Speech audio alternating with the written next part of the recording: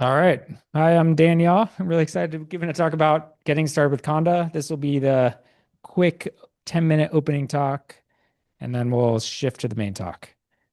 Okay, so what's Conda? Conda is a packaging dependency and environment management CLI program for command line interface.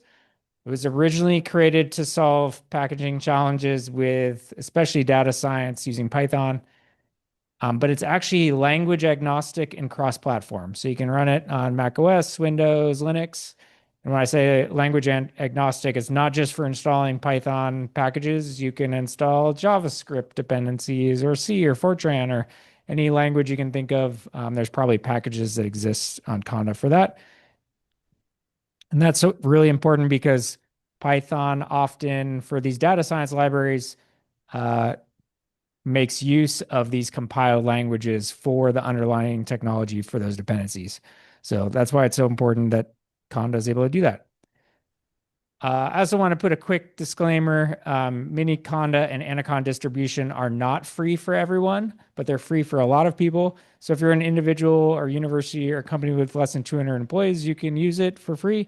Otherwise, you need to abide by the Anaconda terms of service. I'll also talk about another option called Mini Forge and Conda Forge you can use as well. But just be aware of that when you're downloading the distribution or Mini Conda.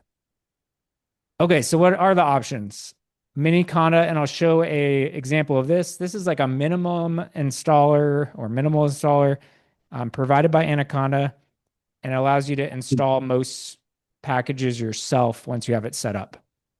Anaconda distribution is a more full set of packages. It has all the common data science packages already installed and a GUI called Anaconda Navigator that, if you're not as familiar with command line, allows you to launch notebooks and interact with all those packages from a GUI. And Mini Forge is an installer, kind of like Mini Conda, but it's maintained by the Conda Forge community. So that's like a open community of contributors, and it comes pre-configured to use the Conda Forge channel. And so that's like an open channel anyone can use to install packages maintained by the community. To download, for Windows, Mac OS, and Linux, there's installers. If you want to use Mini Conda or Anaconda distribution, you go to anaconda.com/download. And if you want to if you want to use Mini Forge, you can go to conda-forge.org/download. All right, so let's install it. Windows, you're going to download an exe like you'd expect and double click on it and just follow the installation instructions. If you're unsure about any of the settings, you can just accept the defaults pretty much. Mac OS for Mini Conda or Mini Forge or Linux has a .sh installer. So you can need to open a terminal window and type bash and then the name of the .sh installer to start the installation. And for Mac OS Anaconda distribution, it comes in a PKG file. So you double click to install that on Mac OS. Well, launching this, once again, Conda is available on the command line from any terminal. On Windows, it also ships with Anaconda or Mini Conda command or Mini Forge command and PowerShell prompts that can be directly launched. So then they already have the environment activated. On Linux and Mac OS, Conda installs itself and launches when launching the bash or on Mac OS ZHS terminal. And when you do launch it, you know it's going because normally down here in the bottom, there's going to be a environment already activated. And so right now, this blank shell with base there means the base environment's activated. So that's the base environment that it ships with.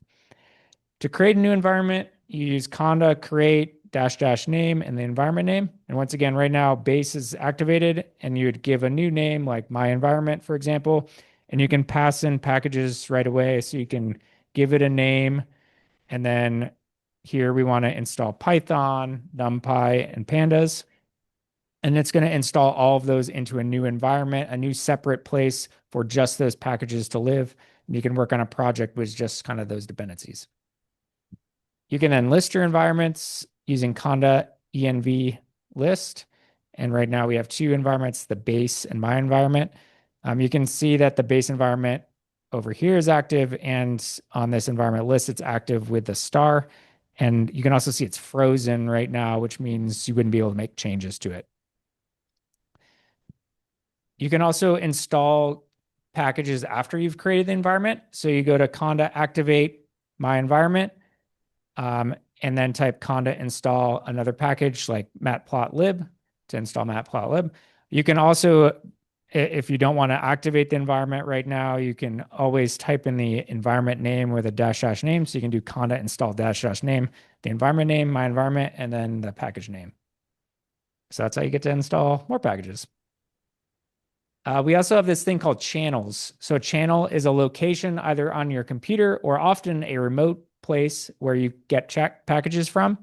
And this is the community channel called CondaForge. By default, Conda ships with the defaults channels, which are the ones provided by Anaconda. And so if you want to use CondaForge to install something, you can type conda install conda-forge, and then this colon here, and then the package name. And that's saying, hey, I just want this one package from CondaForge. You can also configure in your settings what you want the channel order. So you could have multiple channels and say, hey, I always want to do CondaForge first, then defaults, or you could even add your own like local channels. And once again, right now, this is showing that we have my environment activated and we're installing NumPy into that. I always recommend updating Conda. We just released a new version of Conda yesterday. So right now, if we type conda -- version, you'll see we have 25.7.0. And then you want to make sure you're on the base environment to update Conda. So you type conda activate, that goes back to the base environment, the default environment, and then type conda update conda, and that updates it to the new version. In that case, it'll be 25.9.0. All right. Let's see this in action a bit. So I'm going to download. Oh, sorry about that. That was probably really loud. I'm going to download Anaconda. So we're going to, for Miniconda, so we're going to go to anaconda.com/download. I recommend registering if you're not registered. For now, I'm going to click skip registration. And then I'm going to install the Miniconda installer. So I'm going to click download. And it's downloading.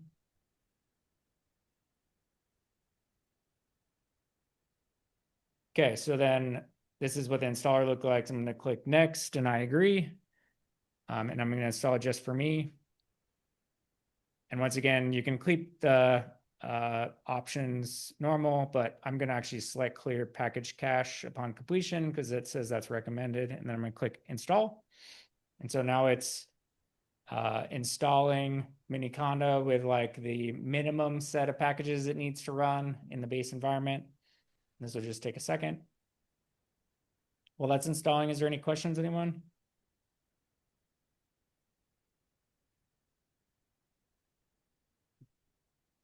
All right, so it's done. There's also help. They'll give you the getting started with Conda, which gives you some more information that I just gave you. So I'm going to open a terminal. This is Windows terminal, but you can use any. And notice here, there's an Anaconda PowerShell here that you can use. So I'm opening Anaconda PowerShell, and you can see the base is here. So we have a base environment. And so then we can create an environment, conda create, name my environment.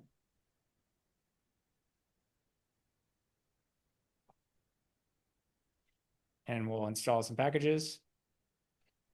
And I will make this much bigger.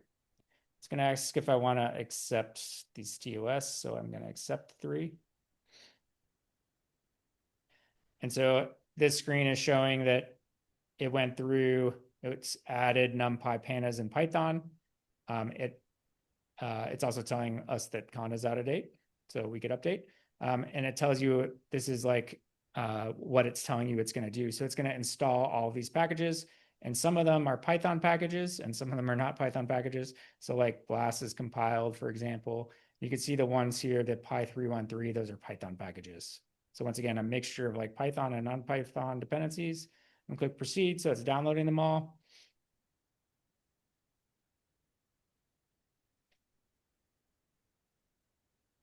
And apparently community college Wi-Fi is not the fastest.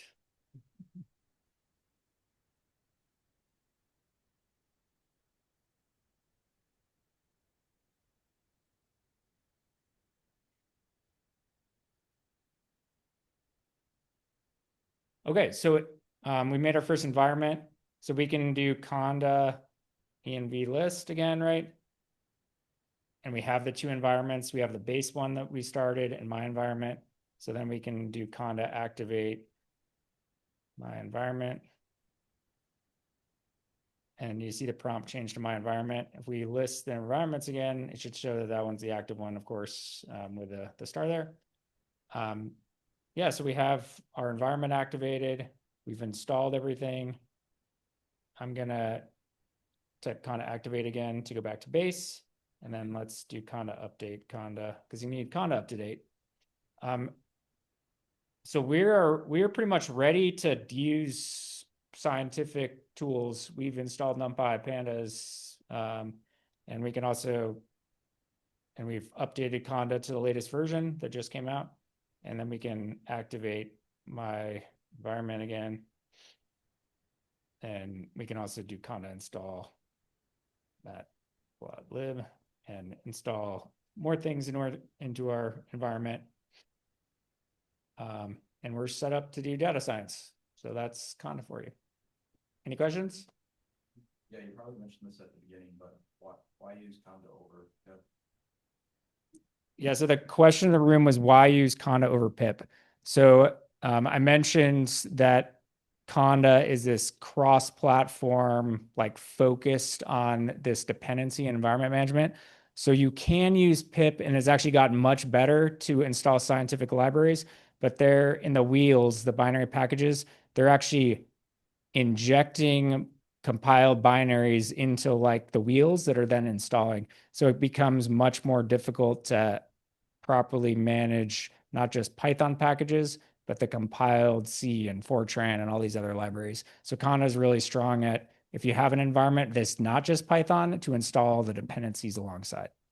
And also, if you have multiple packages depend on like one C or Fortran package, it's deduplicated in your environment because you just install that package once. It's not injected in every Python package you're using.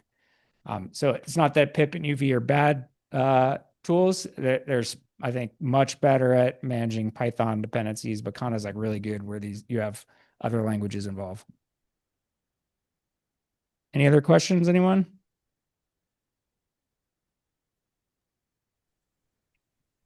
Is there any talk in this about setting up your own channels, or is this like at work you would have your own data science repository or something like that you'd share, or channel you would share?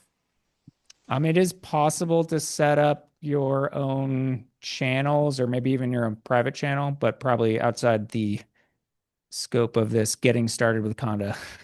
I think that's like much more of like a advanced topic or something, right? Also, I guess if you really want like enterprisey things, Anaconda does have package security manager, which lets your company select what packages are like available on site. So like even more than like your private channel would. Yeah. Yeah, so to repeat that on the line, in the room we were talking about environment files are also really nice. So there's like an environment.yaml. You can put all your dependencies, what your environment name is, what channels it uses, and then you can then give that to someone else and they can install those same packages. And you can install the same packages on a different computer without having to figure out all your dependencies again. Yeah, so that's really nice. Okay, I'm going to end there because I took more than my 10 minutes. And I'll pass it off to Antonio, who can start getting set up. Thank you. Let me share the screen and put in full screen.